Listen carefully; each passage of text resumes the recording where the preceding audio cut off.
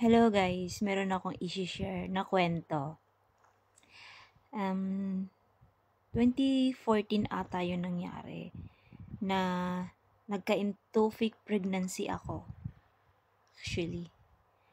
At yun nga po yung una, sa isang buwan na yun, 2 beses ako nagkaroon. Tapos yung pinakahuli is spotting siya.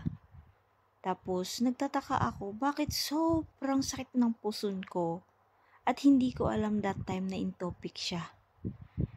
Yun nga po, sa probinsya kasi namin is meron yung dong parang manggagamot. So pumunta po muna ako dun sa manggagamot kasi actually wala akong pera eh. 'Di ba? Kasi pag pupunta pa ng hospital, maraming pila-pila, ganito ganyan, etc. So sabi sa akin nung manggagamot na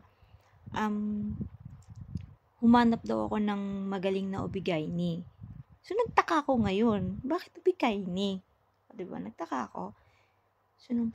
So ngayon, yung isang kaibigan ko nagsuggest siya na ganito, ganyan-ganyan kasi magaling siya doon. Yung pumunta ako doon sa sa doktor, pumunta ako ng doktor ha. Pagdating ko doon sa doktor, sinabi sa akin, mag-PT ka. So nagtaka ako ngayon. Nagtataka talaga ako. Ba't ako mag-PT? Bago pala nila ako pinapiti. In-ultrasound muna ako. Ultrasound na yon yung camera, nilalagyan nila ng condom ba yun, o tsaka petroleum jelly. Pampadulas. Char. Paglagay doon, wala daw siya nakikita doon sa may matris ko ng something, pero dito daw sa may lip side ko is marami daw siya nakikitang dugo. Yun ang pagkakasabi ni doktora, dugo. So ngayon, pagkatapos no, nag-pregnancy test ako. Tapos kung mag-pregnancy test is nag-positive siya. Malabo nga lang. Sabi naman ng kailangan ko na daw magpa-opera. Ganito daw muna, bibigyan daw niya muna ako ng gamot. Pag talagang sa ano lang yun, sa gamot sa kasi nga di ba masakit yung puson ko na parang may parang alam yun, parang may barado dun sa may part na sensitive part. So parang pag naglalakad ako, parang nakakuba ako kasi nga parang may nalalaglag yun.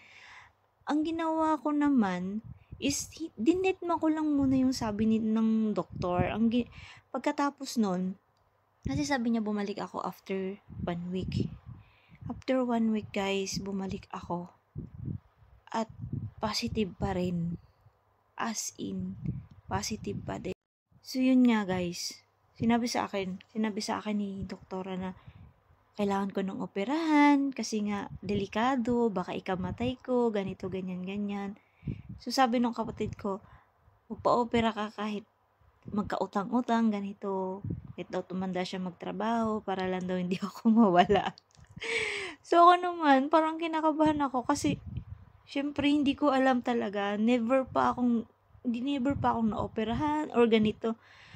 So, alam niyo po ba yung dahon ng miracle fruit? Dahon nun. Tinry ko talaga yung dahon ng miracle fruit kasi may nakita ako. Tapos, uminom din ako ng mga mapapait. Kasi nga, nagbabaka sakali lang ako. Tapos, uminom ako ng pills. Alam niyo ba, nagulat na lang ako. Nagkaroon ako ng menstruation ng malakas. At hindi po ako naoperahan. Yun po yung experience ko doon sa ectopic pregnancy. Kasi yun din yung sabi sa akin ng doktor. Kasi syempre, 'di ba? 2 beses ako na ultrasound. 2 beses ako nag-pregnancy test. At hindi lang yun, araw-araw pala ako nag-pregnancy test nung nagtatrabaho pa ako.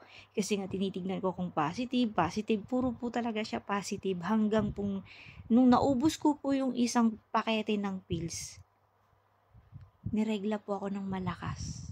At tinry ko na pong mag-pregnancy test. Negative na po. As in.